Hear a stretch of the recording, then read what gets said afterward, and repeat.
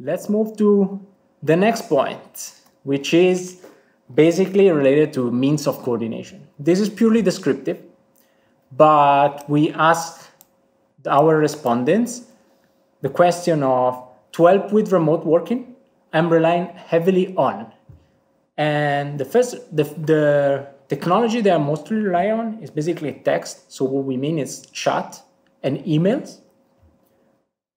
The second one is video. So our speculation that basically people are substituting the face-to-face interaction with video interaction. Far less use is, we observe less use of shared repositories. And by shared repositories, I mean either repositories, shared repositories like Dropbox, or collaborative document authoring tools like mostly Google Docs. Mm-hmm. And we are touching or SharePoint. Exactly. You have Miro as whiteboards where you can share stuff. Yeah. Yeah, well, it's the whole spectrum and amazing spectrum of all this collaborative technology that basically allow to see what the others are doing while they are doing that. And the one that is less used is phone. Interestingly, and I guess it's also, there's an age explanation, the ones that are relying mostly on phone are managers of managers, the higher level of the hierarchy. So what's the take home of this descriptive data? Is that basically, and this is something that we know from experience, is that there's a tendency to default to synchronous communication tools. So in the sense that companies, organizations might tend to reproduce their behavior in virtual settings. So there they tend to reproduce the face-to-face meetings in a virtual setting. It's a pure reproduction of what happened in the real world to still, it's a real world, but to the virtual setting. And what we observe is, as we said, less reliance on asynchronous tools like repositories. And I mean, from this point, we believe that we have a framework in mind that basically tries to capture the different ways you can manage coordination. And then I'll get into which way companies seems to be currently focusing on, while there might be some alternatives. And we want also to suggest that there are some alternatives, and these alternatives, especially given the current condition, might be extremely important for companies and managers to take into account. So the first part is that still there's a need for coordination. And I would also add one part, that given the fact that there may be less situational cues, there may be less social cues, and there may be less synchronicity in communication in a virtual setting. So despite the technology, still you cannot reproduce the same synchronicity in communication that you might have if we were in the same room, me and you at this moment, we would have a different type of conversation. So clearly we don't have the same synchronicity. So being virtual creates more problem for coordination. So you can do basically two things. On the one side, you can reduce the need for coordination. On the other side, you can manage the need for coordination. What I mean by reducing the need for coordination is basically what we call modularization. What is a modularization? It's basically thinking more carefully about how to divide the task between employees and team members in a way that you reduce to the minimum the need to coordinate between people. When they were in the same office, this challenge was not there. Coordinating was really, really cheap. So at this point, one of the potential alternatives is actually to modularize the task. So to decompose to self-living task.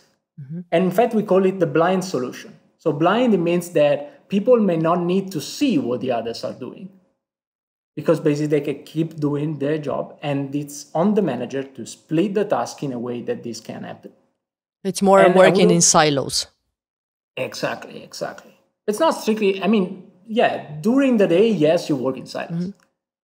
And I would say that also the most rigorous evidence on gains in productivity that has emerged recently, and one of the most rigorous one comes from Raj Choudhury. I guess you're gonna talk with him in the next days. Yeah. Professor at Harvard, and he studied United States patent officers.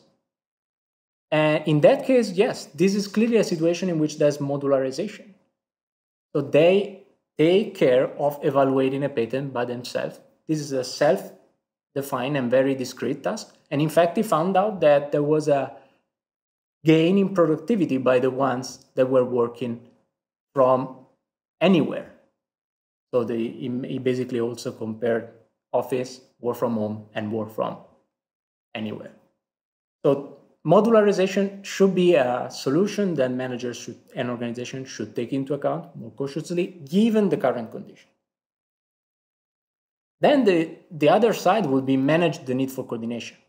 So one solution, the one we define as ongoing communication and see the face solution, is the one that we observe that companies are using the most. It's basically keeping the situation as it is and continues to try to reproduce the same synchronicity that you might observe in a face-to-face environment. So really replicating the office. Literally replicating the office. And in fact, let's see the face. So it's face-to-face, like experiences of people just staying on Zoom for 8 hours as if they were in the office, or having an infinite set of meetings as if they were in the office, but basically through a mean that, yes, reproduce in part the benefits that you might get from face-to-face interaction. And then there's another element is there. So instead of relying on ongoing communication, there may be tacit communication. And on one side, tacit communication is synchronous tacit communication. We call that CDNs. So the use of collaborative tools. So the coordination in this respect is on product, which is something that we observe a lot also in all remote companies. Basically, most of the coordination is also called stigmergic coordination because it reproduces the way the ants tend to coordinate together. The coordination tends to be on the product. So you see what the other is doing and you continuously adapt to what the other is doing, not by talking, but just seeing the ends. And the other solution is asynchronous. So while there's a tacit communication through the collaborative tools may be synchronous, the alternative solution is to consider asynchronous solutions. And I think that GitLab is one of the best examples. So given that they have 1,200 employees spread out across the world, they need and they're forced, and across all the timelines, they are forced to work synchronously. And they have a work from everywhere kind of policy. Exactly. They have a work from everywhere approach, but they have a lot of practices that allow this tacit communication. So they have, for instance, a clear task division. So that's pretty similar to a modularization part. So they divide the task to the minimum possible task, the smallest task as possible. The other practice is that they work with through minimum viable changes. So as far as you complete something, or even if you are in the process of completing something, they tend to share it. They ask employees to share it as soon as possible. In this way, you can have coordination because I can immediately see what you're doing. It's still a tacit one. And then they have also extensive documentation, which is another important aspect. So the one core element of tacit communication is that either you socialize a lot your employees, so the ones that basically, imagine like something that looks like a couple. A couple after many years, you have a lot of tacit communication, so you don't need to speak. You know what the other is going to do, and so you behave consequently. So you just need to see the ends, basically. But on the other side, what they have instead of this strong socialization process, and especially because they were scaling very fastly, they had this extensive handbook. So they always had a source of truth from which an employee that needs to figure out how to coordinate with others, how to do something in a way that can allow tacit coordination, they can extensively rely on a handbook that was very rich and describes all the practices. So let me say another point, going back to ongoing communication. So what we saw before is exactly one other peculiarity of ongoing communication is that it calls for synchronicity. And given the current condition, this can be clearly a problem.